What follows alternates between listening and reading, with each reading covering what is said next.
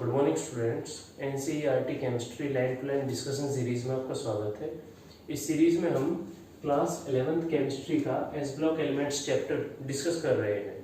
Last lecture तक हमने S block elements में एल्कली मेटल्स की ऑल केमिकल प्रॉपर्टीज को डिस्कस कर लिया था। अब हम नेक्स्ट टॉपिक की तरफ मूव करते हैं। देखिए नेक्स्ट टॉपिक है हमारे पास general characteristics of oxides and hydroxide of alkali metals. यहाँ पर अभी हम एल्कली मेटल्स के ही बारे में डिस्कशन करेंगे, लेकिन क्या डिस्कस करना है, general characteristics of oxide and hydroxide. Chemical properties में हमने चेक किया था कि एल्कली मेटल्स किस तरह से ऑक्सीजन के साथ रिएक्शन करते हैं, ठीक है। तो वहां पर वो ऑक्साइड फॉर्म करते हैं। तो ऑक्साइड्स और हाइड्रोक्साइड इन दोनों की जनरल कैरेक्टरिस्टिक्स को यहाँ पर हम डिस्कस करेंगे। तो चलिए स्टार्ट करते हैं एनसीईआरटी बुक के अकॉर्डिंग। देखिए, on combustion in excess of air, lithium form mainly the oxide Li2O plus some peroxide Li2O2. Sodium forms the peroxide Na2O2 and some superoxide NaO2, while potassium, rubidium and cesium form the superoxides MO2। देखिए यहां पर कहा गया है हमसे on combustion in excess of air, जब हम alkali metals को एक्सेस एयर में कंबशन करते हैं, जब हम एल्कली मेटल्स को एक्सेस एयर प्रोवाइड करते हैं, मतलब एक्सेस एयर में हम उनका कंबशन करते हैं, तो सबसे पहले है लिथियम। लिथियम क्या फॉर्म करता है, मेनली ऑक्साइड, मतलब simple oxide. Simple oxide lithium form करता है Li2O। यहाँ पर जो फॉर्मूला है इसके लिए रिएक्शन भी चेक करेंगे, प्लस सम पेरोक्साइड, और कुछ पेरोक्साइड फॉर्म करता है Li2O2। अब यहाँ कंडीशन रखी है इन्होंने एक्सेस ऑफ एयर। अगर हम लिमिटेड एयर में ये रिएक्शन करें तो लिमिटेड एयर में लिथियम केवल सिंपल ऑक्साइड फॉर्म करेगा। जैसे मैं रिएक्शन लिखता हूं, देखिए लिथियम रिएक्शन करता है किसके साथ, ऑक्सीजन के साथ, ठीक है, लिमिटेड एयर के प्रेजेंस में। और आप जानते हैं टेम्परेचर क्या है, 1073 केल्विन। एक्सेप्शन है हमारे पास, ठीक है। तो लिथियम जब ऑक्सीजन के साथ रिएक्शन करता है तो इन्होंने कहा है कि सिंपल ऑक्साइड फॉर्म करता है Li2O। Li2O तो किस तरह से करेगा, देखिए यहाँ पर हो जाएगा हमारे पास 4Li, तो ये हो गया 2Li2O, 2Li2O। तो यहाँ पर देखिए ये हमारे पास सिंपल ऑक्साइड है लिथियम का सिंपल ऑक्साइड है। जैसा यहाँ पर कहा गया है lithium form mainly the oxide, simple oxide की बात हो रही है, ना कि पेरोक्साइड और सुपर ऑक्साइड की, प्लस सम पेरोक्साइड। अब ये जो पेरोक्साइड वाली बात है, ये पेरोक्साइड कब फॉर्म करेगा, जब हम लिमिटेड की जगह एक्सेस एयर यहाँ प्रोवाइड करेंगे। यहाँ पर लिमिटेड अमाउंट की जगह एक्सेस अमाउंट में एयर प्रोवाइड करेंगे तो ये क्या फॉर्म कर लेगा, देखिए यहाँ पर हमारे पास लिथियम प्लस O2, ये क्या है, एक्सेस है, एक्सेस एयर हम यहाँ प्रोवाइड करेंगे तो ये क्या बना लेगा, पेरोक्साइड। क्या बना लेगा, पेरोक्साइड। तो यहाँ बन जाएगा ये Li2O2, Li2O2। तो ये क्या बन गया हमारे पास, पेरोक्साइड। ध्यान से समझते जाइए भाई। दोबारा से चेक करते हैं, on combustion in excess of air lithium form mainly the oxide. भाई अगर हम एक्सेस एयर दें, एक्सेस अमाउंट में अगर हम एयर प्रोवाइड करें या फिर लिमिटेड अमाउंट में एयर प्रोवाइड करें, तो ये तो कंपलसरी है कि वो मेनली क्या फॉर्म करेगा, ऑक्साइड फॉर्म करेगा। लेकिन एक्सेस ऑफ एयर की कंडीशन में एक और ऑक्साइड यहाँ बन जाएगा, वो कौन सा है, पेरोक्साइड। पेरोक्साइड यहाँ पर बन जाएगा, तो हमने यहाँ पर पेरोक्साइड के लिए भी रिएक्शन लिख दी है। उसके बाद है sodium forms the peroxide. Limited air देने पर, ध्यान रखिए, लिमिटेड एयर के तौर पर जब हम सोडियम की रिएक्शन कराएंगे ऑक्सीजन के साथ तो क्या बनेगा, पेरोक्साइड। सिंपल वे में, जैसे यहाँ पर लिमिटेड एयर में लिथियम क्या बना रहा था, सिंपल ऑक्साइड, ऐसे ही सोडियम क्या बनाएगा, परऑक्साइड। तो हम सोडियम के लिए लिख लेते हैं N2Na plus O2 after that reaction 673 kelvin, क्योंकि एनसीईआरटी में जनरली ये कहा गया है कि लिथियम को छोड़कर बाकी सभी एल्कली मेटल्स किस टेम्परेचर पे रिएक्शन कर लेंगे, 673 केल्विन पर, ठीक है। और यहाँ पर ये फॉर्म हो जाएगा Na2O2, Na2O2 मतलब परऑक्साइड यहाँ पर बन जाएगा, परऑक्साइड यहाँ पर फॉर्म हो जाएगा जब हम लिमिटेड अमाउंट में एयर यहाँ पर प्रोवाइड करेंगे, ठीक है। उसके बाद देखिए एंड सम सुपर ऑक्साइड, लेकिन ये जो सुपर ऑक्साइड फॉर्म होंगे सोडियम के, ये कब होंगे, जब हम एक्सेस एयर में कंबशन करेंगे, जब हम एक्सेस एयर प्रोवाइड करेंगे तब सोडियम क्या फॉर्म करेगा, सुपर ऑक्साइड। तो रिएक्शन क्या हो जाएगी, Na plus O2 after that reaction यहां बन जाएगा NaO2 सुपर ऑक्साइड, ठीक है। यहां से समझते रहिए, यहाँ पे सम सुपर ऑक्साइड NaO2, ये जो सुपर ऑक्साइड है सोडियम जनरल वे में क्या फॉर्म करता है, परऑक्साइड, ठीक है। जैसे लिथियम सिंपल ऑक्साइड फॉर्म करता है, सोडियम क्या फॉर्म करता है, परऑक्साइड फॉर्म करता है। लेकिन एक्सेस एयर के प्रेजेंस में जब हम कंबशन करते हैं तो यह क्या रहेगा, NaO2 मतलब सुपर ऑक्साइड फॉर्म करेगा।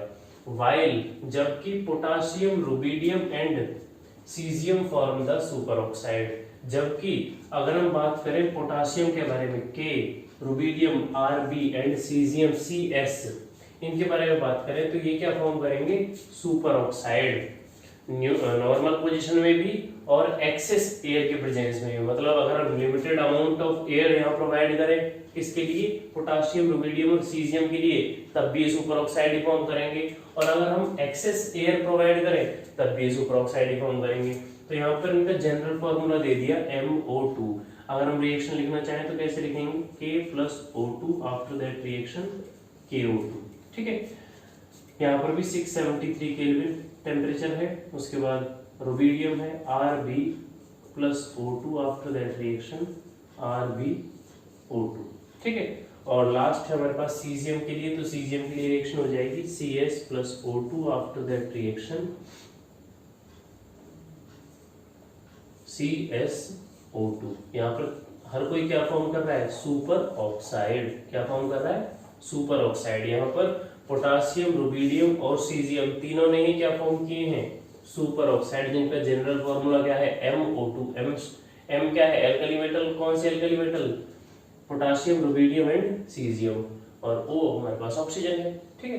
तो फर्स्ट लाइन को हमने यहाँ पर डिस्कस कर लिया है। सेकंड लाइन चेक करते हैं, देखिए under appropriate conditions pure compounds M2O, M2O2 and MO2 में बी प्रिपेयर्ड। इन्होंने कहा है कि अगर हमें एप्रोप्रिएट कंडीशंस मिले, मतलब हमें अगर रिक्वायर्ड जो कंडीशंस होती हैं वो अगर हमें प्रोवाइड की जाए, तो यहाँ पर प्योर फॉर्म में सिंपल ऑक्साइड, परऑक्साइड और सुपर ऑक्साइड को हम प्रिपेयर कर सकते हैं या फिर प्रिपेयर करते हैं, ठीक है।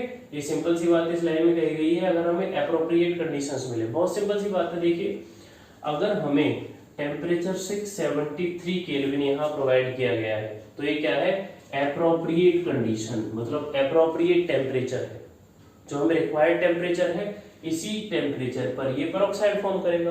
लेकिन अगर ये टेम्परेचर ना मिले तो वहां हमें एप्रोप्रिएट कंडीशन नहीं प्रोवाइड की गई है, तब वहां पर परऑक्साइड कैसे बन जाएगा, ऑक्साइड कैसे बन जाएगा और सुपर ऑक्साइड कैसे बन जाएगा, जब हमें एप्रोप्रिएट कंडीशन नहीं मिलेंगी। जैसे आप बात करें तो लिथियम के लिए अगर यहाँ टेम्परेचर बाकी एल्कली मेटल्स की तरह 673 केल्विन टेम्परेचर यहाँ प्रोवाइड किया जाए, तो ये ऑक्साइड फॉर्म नहीं होगा, ये ऑक्साइड फॉर्म नहीं होगा। तो सेकंड लाइन में क्या कहा गया है, अगर एप्रोप्रिएट कंडीशन हमें प्रोवाइड की जाए तो ये सभी ऑक्साइड प्योरेस्ट फॉर्म में प्रिपेयर होंगे, ठीक है, प्योरेस्ट फॉर्म में ये ऑक्साइड प्रिपेयर होंगे। तो इस तरह से हमने इस टॉपिक की फर्स्ट 2 एनसीईआरटी लाइंस को डिस्कस कर लिया है। इस टॉपिक की नेक्स्ट एनसीईआरटी लाइन है the increasing stability of the peroxide और superoxide as the size of the metal ion increases. यहाँ पर कहा गया है कि परऑक्साइड और सुपर ऑक्साइड की स्टेबिलिटी इंक्रीज होती है कब? जब मेटल आयन का साइज इंक्रीज होता है, जब मेटल आयन का साइज इंक्रीज होता है। इसका मीनिंग समझिए। देखिए, अगर हम बात करें ऑक्साइड्स की, परऑक्साइड्स की और सुपर ऑक्साइड्स की, तो आपको पता है मेनली परऑक्साइड नॉर्मल फॉर्म में कौन फॉर्म करता है? सोडियम। और सुपर ऑक्साइड्स कौन फॉर्म करता है? Potassium, rubidium, caesium. तो देखिए यहाँ पर हो गया Na2O2, KO2, RbO2 and CsO2। तो देखिए हमारे पास परऑक्साइड है क्या? Na2O2 और सुपर ऑक्साइड हो गए पोटाशियम, रुबिडियम एंड सीजियम के लिए। अब यहाँ कहा गया है कि इनकी स्टेबिलिटी इंक्रीज होगी परऑक्साइड की और सुपर ऑक्साइड की। कब? Size of the metal ion increases, जैसे ही मेटल आयन का साइज इंक्रीज होगा। तो आप जानते हैं डाउन द ग्रुप जब हम मूव करते हैं तो साइज क्या होता है? साइज इंक्रीज होता है, साइज इंक्रीज होता है। तो आप खुद से समझिए, यहाँ सोडियम से बड़ा साइज किसका है? पोटाशियम का है। पोटाशियम से बड़ा साइज किसका है? रुबिडियम का है। रुबिडियम से बड़ा साइज किसका है? सीजियम का है। तो यहाँ पर मोर स्टेबल, सबसे ज्यादा स्टेबल कौन रहेगा? Caesium oxide, caesium super oxide, caesium super oxide. ठीक है, क्यों? यहाँ पर चेक कीजिए, metal ion, size of the metal ion increases. अब एक बात बताइए मेरे को, यहाँ पर जितने भी आयन बनेंगे मेटल आयन, कौन कौन से हैं? Sodium positive, potassium positive, rubidium 1 positive and caesium 1 positive. In metal ions में से सबसे बड़ा साइज किसका है? सीजियम का। सीजियम का साइज सबसे बड़ा है क्योंकि डाउन द ग्रुप मूव करने पर साइज क्या होता है? इंक्रीज होता है। अब देखो, आप सोचो कि भाई इसने एक इलेक्ट्रॉन बाहर निकाला है तो साइज डिक्रीज हो जाएगा। वो तो हर किसी ने किया है, ये भी आयन है, ये भी आयन है, ये भी आयन है और ये भी आयन है। तो इन सब ने एक एक इलेक्ट्रॉन बाहर निकाल दिया। ठीक है, एक एक इलेक्ट्रॉन बाहर निकालने का मतलब, अगर ये कहो कि भाई इसके पास एक शेल कम हो गई क्योंकि लास्ट शेल में केवल एक ही इलेक्ट्रॉन है एस सब शेल में, तो इन्होंने भी एक शेल को अपने बाहर निकाल दिया, इनकी एक शेल भी खत्म हो गई, इसकी भी और इसकी भी। तो यहाँ पर सबसे लार्जर साइज किसका हो जाएगा? CS, सीजियम का। ठीक है, तो यहाँ स्टेबिलिटी सबसे ज्यादा किसकी रहेगी? CSO2 की। ठीक है, अब देखिए, इस due to stabilisation of large anion by larger cation through lattice energy effect. देखिए यहां पर कहा गया है कि साइज इंक्रीज होगा जब मेटल आयन का, तो स्टेबिलिटी तो इंक्रीज होगी और ये स्टेबलाइजेशन फिर किस तरह से रहेगा वही चेक करना है। देखो, हम जानते हैं परऑक्साइड में हर एक मेटल एटम के पास एक ऑक्सीजन एटम होता है। देखिए यहाँ Na2O2 है, तो दो सोडियम है, 2 ऑक्सीजन है। लेकिन सुपर ऑक्साइड में अगर हम बात करें तो यहाँ पर एक मेटल एटम है और 2 ऑक्सीजन एटम है, 2 ऑक्सीजन एटम है और एक मेटल एटम है। तो यहाँ पर ध्यान दीजिए, नॉर्मली ऑक्सीजन का साइज स्मॉल होता है, लेकिन यहाँ पर जब ऑक्सीजन 2 हो गए तो साइज क्या हो गया? थोड़ा बड़ा हो गया, साइज इंक्रीज हो गया। इसलिए कहा है इन्होंने, रीजन दिया है due to stabilisation of larger anion. अब एनायन तो हमारे पास भैया O2 ही है, ऑक्सीजन ही है एनायन, और इसके लिए लार्ज कह दिया। लार्ज कहने का मतलब कि सुपर ऑक्साइड में हमारे पास ऑक्सीजन का एक एटम नहीं है, 2 एटम प्रेजेंट है। ठीक है, इसलिए इसको लार्ज एनायन कहा। और ये large anion by larger cation, larger cation cation का साइज तो हमने चेक कर लिया, ये तो लार्जर कैटायंस है हमारे पास। लार्जर कैटायंस और लार्जर एनायन एक दूसरे को स्टेबलाइज करते हैं। देखिए लिखा हुआ है is due to stabilisation of large anion by large cation. जो लार्ज एनायन है, ऑक्सीजन है, O नेगेटिव है, ये किसके द्वारा स्टेबल किया जाता है? लार्जर कैटायन के द्वारा। किस इफेक्ट के थ्रू? लैटिस एनर्जी इफेक्ट के थ्रू। कि यहाँ पर जब हम डाउन द ग्रुप मूव करते हैं तो लैटिस एनर्जी क्या होती है? इंक्रीज हो जाती है। लैटिस एनर्जी इंक्रीज हो जाती है, जिससे क्या होता है कि लार्जर कैटायन लार्जर एनायन को स्टेबलाइज करता है। लार्जर कैटायन लार्जर एनायन को स्टेबलाइज करता है, और इससे क्या होगा कि सुपर ऑक्साइड और डाउन द मूव करने पर क्या होंगे, जैसे जैसे मेटल आयन का साइज इंक्रीज होगा स्टेबलाइज करते जाएंगे, मतलब उनकी स्टेबिलिटी इंक्रीज हो जाएगी। ठीक है जी, ये आपको समझ में आ गया। ये हमने यहाँ थर्ड लाइन को चेक कर लिया। उसके बाद देखिए these oxides are easily hydrolysed by water. ये जो ऑक्साइड्स हैं ये वाटर में इजीली हाइड्रोलाइज्ड हो जाते हैं to form hydroxide according to following reactions. अब एनसीईआरटी में कुछ रिएक्शंस गिवन है, उनको चेक कर लेते हैं। देखिए सबसे पहले हम कौन सा ऑक्साइड लेंगे, सिंपल ऑक्साइड। सिंपल ऑक्साइड कौन सा है हमारे पास, देखिए सिंपल ऑक्साइड है M2O। M2O सिंपल ऑक्साइड है, जैसा हमने चेक किया था किसके लिए, लिथियम के लिए, Li2O। ठीक है, तो इस तरह से हमारे पास है M2O। M क्या है यहाँ पर, M है हमारे पास मेनली लिथियम, M है लिथियम। तो हम पहले सिंपल जनरल रिएक्शन लिख लेते हैं, M2O ठीक है प्लस H2O, H2O। तो यहाँ पर हमारे पास प्रोडक्ट क्या बन जाएगा, प्रोडक्ट बन जाएगा हमारे पास 2MOH। ध्यान से समझिए, 2 मेटल एटम हो गए, उसके बाद 2 हाइड्रोजन है और 2 ऑक्सीजन है, तो ये क्या बन गया, हाइड्रोक्साइड। हाइड्रोक्साइड बना कि नहीं बना, ये क्या बन गया, हाइड्रोक्साइड। हमने यहाँ पर चेक किया है इजीली हाइड्रोलाइज्ड हुआ है वाटर में, तो फर्स्ट ऑक्साइड के लिए तो चेक कर लिया है जो सिंपल ऑक्साइड है। उसके बाद देखिए परऑक्साइड के लिए M2O2 प्लस H2O।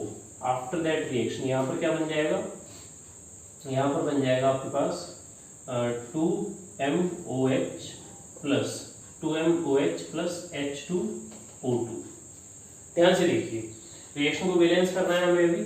यहाँ पर है 2M, यहाँ पर 2M है, यहाँ पर 2 and 3 ऑक्सीजन है, यहाँ पर कितने ऑक्सीजन है, 2 and 2 4 ऑक्सीजन है। तो 4 करने के लिए क्या करेंगे, यहाँ 2 से मल्टीप्लाई कर देंगे। अब ये रिएक्शन बैलेंस हो गई। देखिए यहाँ पर जैसे ही ये परऑक्साइड किसके साथ, वाटर के साथ रिएक्शन करेगा तो क्या बनाएगा, हाइड्रोक्साइड बनाएगा।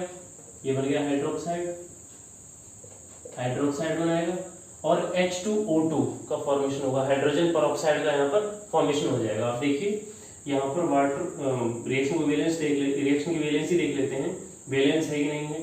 2 मेटल है, 2 मेटल एटम है, 2 2 4 हाइड्रोजन है, 2 and 2 4 हाइड्रोजन है और 2 and 2 4 ऑक्सीजन है, 2 and 2 4 ऑक्सीजन है। तो इस तरह से सेकंड जो हमारे पास परऑक्साइड है, परऑक्साइड जब वाटर के साथ रिएक्शन करेगा तो हाइड्रोक्साइड तो फॉर्म होगा, हाइड्रोक्साइड फॉर्म होगा, साथ के साथ हाइड्रोजन परऑक्साइड भी फॉर्म होगा। उसके बाद है सुपर ऑक्साइड के लिए। तो सुपर ऑक्साइड्स के लिए हमारे पास MO2 plus H2O। After that reaction यहाँ पर प्रोडक्ट क्या बनेगा, यहाँ पर बनेगा product MOH plus H2O2 plus O2। ठीक है, तो यहाँ हमारे पास प्रोडक्ट क्या बना है, हाइड्रोक्साइड फॉर्मेशन हुआ है, हाइड्रोजन परऑक्साइड बना है और ऑक्सीजन यहाँ पर इवॉल्व हुआ है, ऑक्सीजन गैस यहाँ पर बनी है। ठीक है, अब देखिए इसे बैलेंस करते हैं रिएक्शन को, 2 यहाँ यूज हो जाएगा, 2 यहाँ यूज होगा। अब इसे बैलेंस करिए इस तरह से, 2M ऑक्सीजन कितने हो गए, 2 2 4 and 2 6। ठीक है, यहाँ पर कितने हो गए, 2 2 4 2 6। हाइड्रोजन कितने हैं, 2 2 4 2 and 2 4। ठीक है, तो इस तरह से हमारे पास यहाँ हाइड्रोक्साइड का फॉर्मेशन हो गया है, हाइड्रोक्साइड का यहाँ पर फॉर्मेशन हो गया है। तो एनसीईआरटी में ये 3 जनरल रिएक्शंस दिए हैं हमें। यहाँ पर हमें मेटल के बारे में नहीं लिखा है कि भाई यहाँ सोडियम यूज होगा या लिथियम यूज होगा, ये तो हमें पहले भी पता है। हम इससे फर्स्ट जो लाइन है, फर्स्ट 2 लाइंस में चेक कर चुके हैं कि सुपर ऑक्साइड कौन फॉर्म करेगा, परऑक्साइड कौन फॉर्म करेगा और सुपर ऑक्साइड कौन फॉर्म करेगा। वैसे भी मैं यहाँ लिख देता हूँ, ये हमारे पास है मेनली लिथियम के लिए, मेटल जो है वो लिथियम है। यहाँ पर कौन है, परऑक्साइड में मेनली सोडियम है और सुपर ऑक्साइड में हमारे पास है पोटासियम, रुबिडियम एंड सीजियम।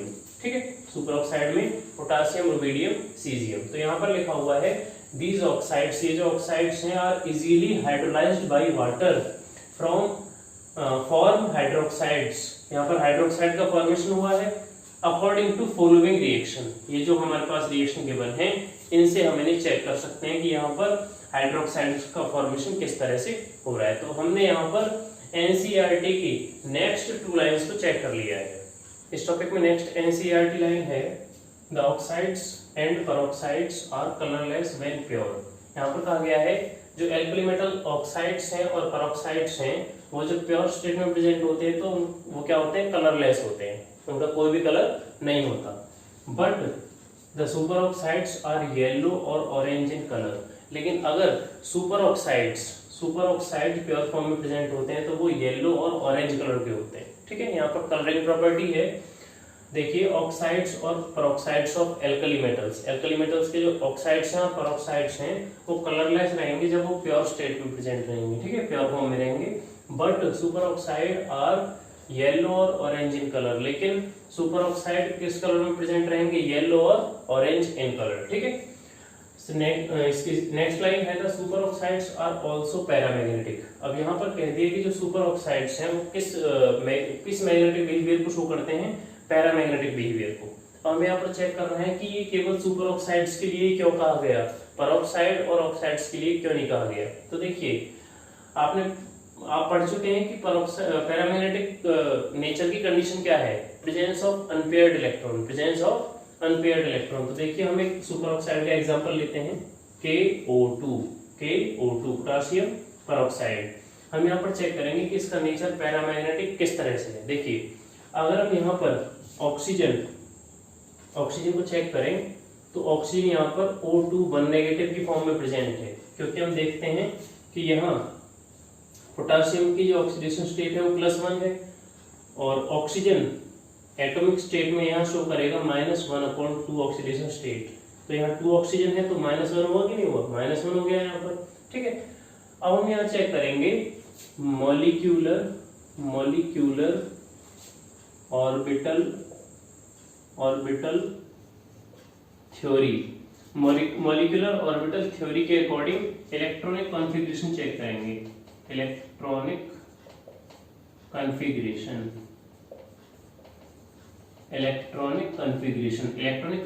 से ही क्लियर हो जाएगा कि इसका नेचर पैरामैग्नेटिक क्यों है। देखिए अगर हम यहाँ O2 1 नेगेटिव लिखते हैं इज इक्वल टू, इसका इलेक्ट्रॉनिक कॉन्फ़िगरेशन लिखेंगे। देखिए इसका इलेक्ट्रॉनिक कॉन्फ़िगरेशन है सिग्मा 1s2, क्योंकि हम जानते हैं यहाँ पर कितने इलेक्ट्रॉन प्रेजेंट हैं, इसके पास इलेक्ट्रॉन्स हैं 1 ऑक्सीजन के पास कितने होते हैं 8। ठीक है, और सेकंड ऑक्सीजन है वहां पर भी 8 और एक नेगेटिव चार्ज है 1, तो यहाँ पर कितने होंगे 17 इलेक्ट्रॉन। तो 17 इलेक्ट्रॉन्स के अकॉर्डिंग हमें क्या लिखना है, इलेक्ट्रॉनिक कॉन्फ़िगरेशन। और किस कॉन्सेप्ट से लिखना है, मॉलिक्यूलर ऑर्बिटल थ्योरी के अकॉर्डिंग। ठीक है, क्योंकि वहीं पे हमें पता लगेगा प्रेजेंस ऑफ अनपेयर्ड और पेयर्ड इलेक्ट्रॉन्स के बारे में। तो ये हो गया sigma 1s2 sigma star 1s2 sigma 2s2 sigma star 2s2 sigma 2pz2 पाई 2px2 pi star 2px2 pi star 2py1 ये हमारे पास हो गया इलेक्ट्रॉनिक कॉन्फ़िगरेशन। किसके लिए, O2 1 नेगेटिव के लिए। देखिए सिग्मा 1s2, तो यहाँ पर जो सिग्मा है ये क्या रिप्रेजेंट कर रहा है, बॉन्डिंग। ठीक है, बॉन्डिंग मॉलिक्यूलर ऑर्बिटल। और ये सिग्मा स्टार है, जहां पर भी स्टार यूज हो रहा है इसका मतलब है एंटी बॉन्डिंग मॉलिक्यूलर ऑर्बिटल। तो देखिए sigma 1s2 sigma star 1s2 sigma 2s2 sigma star 2s2 sigma 2pz2 pi 2px2 pi star 2px2 and pi 2py1। ठीक है, ये हमने यहाँ पर मॉलिक्यूलर ऑर्बिटल थ्योरी के अकॉर्डिंग इलेक्ट्रॉनिक कॉन्फ़िगरेशन लिख लिया है। किसके लिए, O2 1 नेगेटिव के लिए। तो यहाँ पर चेक कीजिए, यहाँ पर हर जगह इलेक्ट्रॉन पेयर हैं। यहाँ पर S2 है, यहाँ पर भी S2 है, यहाँ S2 है, यहाँ पर PZ ऑर्बिटल है, हमारा Z ऑर्बिटल है, इसमें 2 इलेक्ट्रॉन प्रेजेंट है, मतलब कंप्लीट है पेयर। यहाँ पर भी X ऑर्बिटल में 2 इलेक्ट्रॉन प्रेजेंट हैं, यहाँ पर भी X में एंटी बॉन्डिंग में X में 2 इलेक्ट्रॉन प्रेजेंट हैं। लेकिन यहाँ चेक कीजिए, यहाँ पर जो एंटी बॉन्डिंग आपके पास 2p y ऑर्बिटल है, anti bonding 2p y orbital, इसमें केवल एक ही इलेक्ट्रॉन प्रेजेंट है, मतलब प्रेजेंस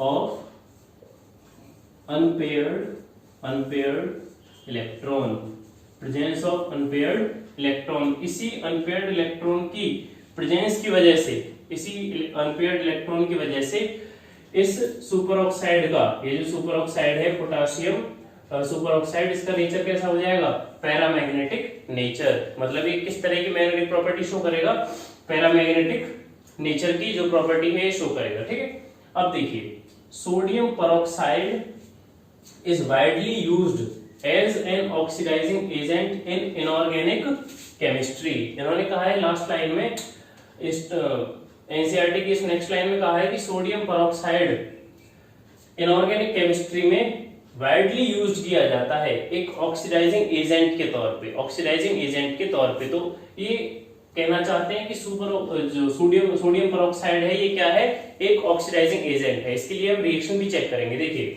इससे पहले मैं आपको बता देना चाहता हूं, हमने चेक किया है पैरामैग्नेटिक नेचर। तो पैरामैग्नेटिक नेचर हमने यहाँ पर मॉलिक्यूलर ऑर्बिटल थ्योरी के अकॉर्डिंग चेक किया है और उसका इलेक्ट्रॉनिक कॉन्फ़िगरेशन लिखा है हमने। O2 1 नेगेटिव का इलेक्ट्रॉनिक कॉन्फ़िगरेशन आपके सामने है, आप इसे चेक कर सकते हैं। इसके pi star 2p y orbital जो हमारे पास है उसमें केवल एक ही इलेक्ट्रॉन प्रेजेंट है और इसी अनपेयर्ड इलेक्ट्रॉन की वजह से क्या है, ये पैरामैग्नेटिक बिहेवियर शो करता है। ये पैरामैग्नेटिक कंपाउंड आपके पास है, पैरामैग्नेटिक सुपर ऑक्साइड आपके पास है। ठीक है, अब यहाँ पर देखिए सोडियम परऑक्साइड एक ऑक्सीडाइजिंग एजेंट है, हमें यहाँ पर चेक करना है। देखिए सोडियम परऑक्साइड, सिंपल एक एग्जांपल करेंगे। सोडियम परऑक्साइड जब हम वाटर के साथ रिएक्ट करते हैं, सोडियम परऑक्साइड को जब हम वाटर के साथ रिएक्ट करते हैं तो क्या फॉर्मेशन होगा, यहाँ पर फॉर्म हो जाएगा Na2NaOH प्लस H2O2। तो यहाँ पर देखिए यहाँ हमारे पास हो गया है Na2O2। सोडियम परऑक्साइड ने जब वाटर के साथ रिएक्शन की तो हमने अभी रिएक्शन लिखी थी जनरल वे में कि वहां पर हाइड्रोक्साइड का फॉर्मेशन हो गया। हाइड्रोक्साइड यहाँ पर फॉर्म हो कि नहीं हुआ, हाइड्रोक्साइड फॉर्म हो गया। लेकिन एक इंटरेस्टिंग फैक्ट देखिए, यहाँ पर अगर हम इस ऑक्सीजन की ऑक्सीडेशन स्टेट चेक करें तो क्या है, -2 है। ठीक है, लेकिन अगर यहाँ ऑक्सीडेशन स्टेट चेक करें तो ये क्या है, -1 है। कैसे, देखिए ये हमारे पास क्या है, वाटर है, मतलब एक तरह से कहें सिंपल ऑक्साइड है, हाइड्रोजन का एक सिंपल ऑक्साइड है। ठीक है, और यहाँ देखिए ये क्या है, परऑक्साइड है। ये क्या है, इसको सर्कल कर लेते हैं, ये क्या है, परऑक्साइड। और परऑक्साइड में ऑक्सीजन की जो ऑक्सीडेशन स्टेट रहेगी, मतलब ऑक्सीजन एटम की जो ऑक्सीडेशन स्टेट रहेगी वो कितनी है, -1। और सिंपल जो हमारे पास ऑक्साइड है उसमें कितनी है, -2। तो ये -2 से -1 की तरफ ट्रेवल किया है इसने, मतलब इसने इलेक्ट्रॉन को लूज किया है, इलेक्ट्रॉन का लॉस किया है। और इलेक्ट्रॉन का लॉस जब होता है तो यहाँ पर हुआ क्या, देखिए इलेक्ट्रॉन का लॉस होने पर इसका ऑक्सीडेशन हुआ कि नहीं हुआ, ऑक्सीडेशन हुआ कि नहीं हुआ। इलेक्ट्रॉन का लॉस जो करता है उसका क्या होता है, ऑक्सीडेशन। और ये किसकी वजह से हुआ है, सोडियम परऑक्साइड की वजह से। किसकी वजह से हुआ है, सोडियम परऑक्साइड की वजह से। इसलिए यहाँ पर कहा गया है सोडियम परऑक्साइड को ऑक्सीडाइजिंग एजेंट की तरह इस्तेमाल किया जाता है, किसमें, इनऑर्गेनिक केमिस्ट्री में। ठीक है, तो इस तरह से हमने इस पैराग्राफ में एनसीईआरटी की इस लाइन को भी चेक कर लिया है। इस टॉपिक का लास्ट पैराग्राफ देखिए, the hydroxides which are obtained by reaction of the oxides with water are all white crystalline solids।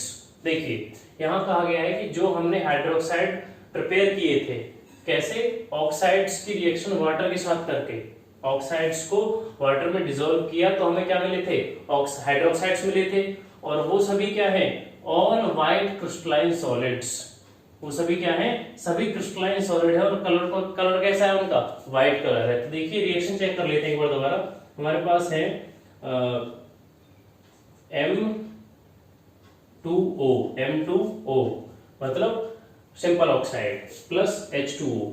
After that reaction यहाँ क्या बना था, 2MOH। ठीक है, हाइड्रोक्साइड बन गया। उसके बाद देखिए हमारे पास है M2O2 परऑक्साइड जब वाटर के साथ रिएक्शन कर रहे हैं तो ये ऑक्सीडाइजिंग एजेंट की तरह बिहेव करेगा। और यहाँ बना लेगा M2MOH प्लस H2O2, ठीक है।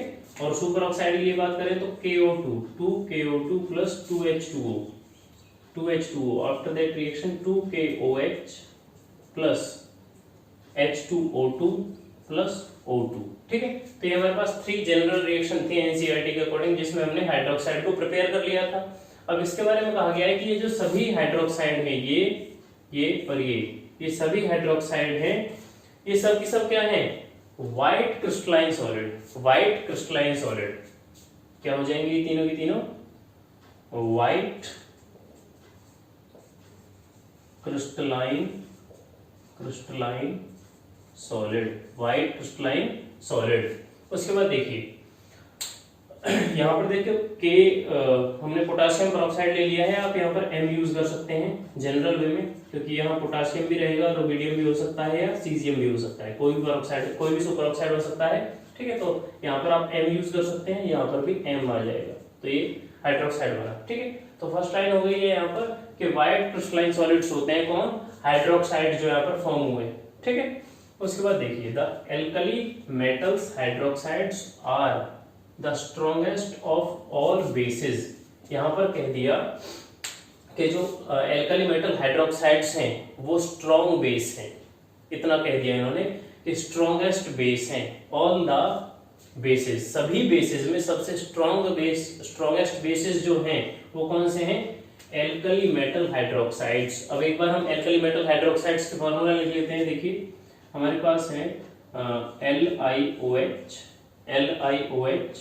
वन मोल के लिए लिखेंगे NaOH, KOH, RbOH and CSOH। हमने यहाँ पर लिख लिया है lithium hydroxide, sodium hydroxide, potassium hydroxide, rubidium hydroxide and caesium hydroxide. सभी हाइड्रोक्साइड्स के फॉर्मूले यहाँ पर हमने लिख लिए हैं। अब चेक करना है इसमें बेसिक स्ट्रेंथ का ऑर्डर, ठीक है।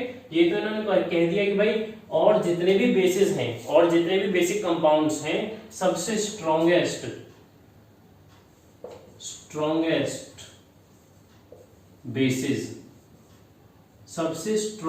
बेसिस जो हैं वो हमारे पास है एल्कली मेटल्स हाइड्रोक्साइड्स। यहां पर लिखा भी है, आप देख सकते हैं alkali metal hydroxides are the strongest of all bases. सभी बेसिस में सबसे स्ट्रॉन्गेस्ट कौन है, एल्कली मेटल हाइड्रोक्साइड्स बेसिस, ठीक है।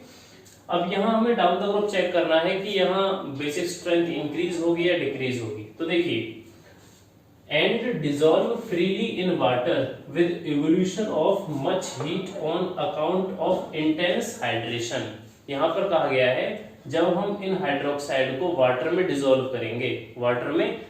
करेंगे तो क्या होगा, इवोल्यूशन ऑफ मच हीट, बहुत ज्यादा हीट का एवोल्यूशन वहां पर होगा, मतलब हाईली एक्सोथर्मिक इन नेचर। देखिए जैसे ही हम इन्हें वाटर में डिसॉल्व करेंगे तो ये किस में कन्वर्ट हो जाएंगे, lithium 1 positive and OH negative. मैं इस तरह से भी लिख सकता हूं LiOH आफ्टर दैट रिएक्शन, जैसे हमने इन्हें वाटर में डिसॉल्व किया तो ये किस में कन्वर्ट हो जाएंगे, Li positive plus OH negative, ठीक है। Li positive plus OH negative plus heat, और ये हीट क्या बताती है कि ये एक्सोथर्मिक नेचर के रहेंगे, एक्सोथर्मिक, हाईली एक्सोथर्मिक, ठीक है। हीट का एवोल्यूशन हो रहा है। अब देखिए डाउन द ग्रुप अगर हम मूव करते हैं लिथियम टू सीजियम, तो क्या होगा, आयोनाइजेशन एंथैल्पी, जो फैक्टर यहां पर काम करेगा, आयोनाइजेशन एंथैल्पी डिक्रीज कर जाएगी। जब हम डाउन द ग्रुप मूव करते हैं तो आयोनाइजेशन एंथैल्पी का ऑर्डर क्या होता है, इस तरह से चेंज होता है कि ionisation enthalpy down the group decrease होती है ड्यू टू साइज इंक्रीज, ठीक है, साइज इंक्रीज। अगर आयोनाइजेशन एंथैल्पी कम है तो बेसिक स्ट्रेंथ इंक्रीज हो जाएगी, मतलब वो इजीली डिसोसिएट हो जाएंगे। आप समझिए जब आयोनाइजेशन एंथैल्पी कम है तो वो इजीली आयंस की फॉर्म में कन्वर्ट हो जाएंगे, और आयंस की फॉर्म में कन्वर्ट होने पर वो OH नेगेटिव आयन सॉल्यूशन में देंगे, जो रिप्रेजेंट करता है बेसिक स्ट्रेंथ को, basic strength of the compound की बेसिक स्ट्रेंथ को रिप्रेजेंट करता है। तो जब हम डाउन द ग्रुप मूव करेंगे लिथियम टू सीजियम, तो यहाँ पर बेसिक स्ट्रेंथ का ऑर्डर इंक्रीज हो जाएगा due to decrease ionisation enthalpy, due to decrease ionisation enthalpy. तो यहाँ पर ऑर्डर हो जाएगा हमारे पास बेसिक स्ट्रेंथ के लिए, बेसिक स्ट्रेंथ के लिए हो जाएगा इस तरह से। यहाँ पर सबसे ज्यादा बेसिक कौन है, सीजियम हाइड्रोक्साइड, उसके बाद rubidium hydroxide, potassium hydroxide, sodium hydroxide और लास्टली लिथियम हाइड्रोक्साइड। ठीक है, अब लास्ट लाइन को एक बार दोबारा देखते हैं। Alkali metal hydroxide are strongest of all the bases, ये तो हमने चेक कर लिया कि स्ट्रॉन्गेस्ट बेसिस हैं, and dissolve freely in water, और हमने वाटर में भी चेक कर लिया कि वाटर में किस तरह से डिसॉल्व होंगे, फ्रीली वो आयंस क्रिएट करेंगे और हाई हीट का एवोल्यूशन होगा, with evolution of much heat, बहुत ज्यादा हीट निकलेगी, on account of intense hydration.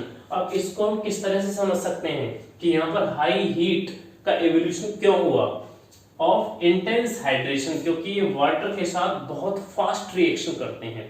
Intense hydration का मतलब ये होता है, हाइड्रेशन का मतलब क्या होता है, वाटर मॉलिक्यूल को ऐड करना, वाटर मॉलिक्यूल को ऐड करना, भाई वाटर के साथ किसी की रिएक्शन करना, उसी को तो बोलते हैं हाइड्रेशन। अब हाइड्रेशन इतनी तेजी से होता है, इतनी तेजी से होता है कि वहां पर मच हीट का एवोल्यूशन होता है, बहुत ज्यादा हीट वहां से निकलती है, ये हम यहाँ इस रिएक्शन में चेक कर चुके हैं। तो यहाँ हीट के निकलने से एक प्रॉपर्टी और पता लगी कि ये क्या है, ये रिएक्शन सभी एक्सोथर्मिक इन नेचर, इनका जो नेचर है वो कैसा है, एक्सोथर्मिक, क्योंकि यहाँ हीट इवॉल्व हो रही है, हीट का यूज नहीं हो रहा है, हीट यहाँ से सिस्टम से सराउंडिंग की तरफ मूव कर रही है।